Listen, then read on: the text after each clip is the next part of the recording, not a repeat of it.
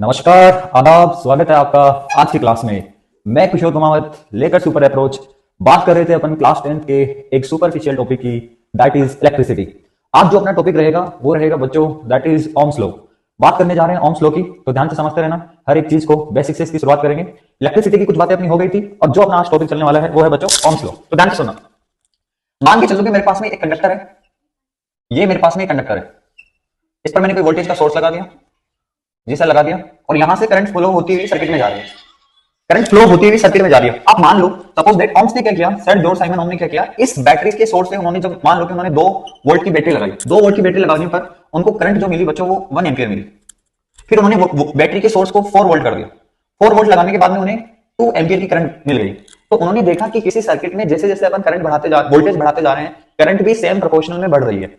तो वहां से उन्होंने वोल्टेज और करंट के रेस्पेक्ट में उन्होंने एक रिलेशन दिया और उसी को उन्होंने ओम्स लॉ बोल दिया। कहा क्या उन्होंने अपने लॉ में उन्होंने बताया कि कोई भी वायर है, किसी भी वायर के अगर उसके जो बेसिक या फिजिकल जो प्रॉपर्टीज होती है उनको कांस्टेंट रखा जाता है, जैसे टेम्परेचर हो गया, कलर हो गया, प्रेशर हो गया, उसको अगर कांस्टेंट कर दे तो उस कंडक्टर के टर्मिनल्स के ऊपर जो वोल्टेज ड्रॉप होगा वो डायरेक्टली करंट के प्रोपोर्शनल होगा। तो बात उनकी यही थी। तो V जो है वो डायरेक्टली प्रोपोर्शनल होगा I के, और यहां से जैसे मैं प्रोपोर्शनल के साइन को उठाऊंगा तो एक कांस्टेंट काम में लूंगा, दैट इज रेजिस्टेंस। तो V is equal to RI, where V is voltage, where V is voltage, R is resistance and I is electric current,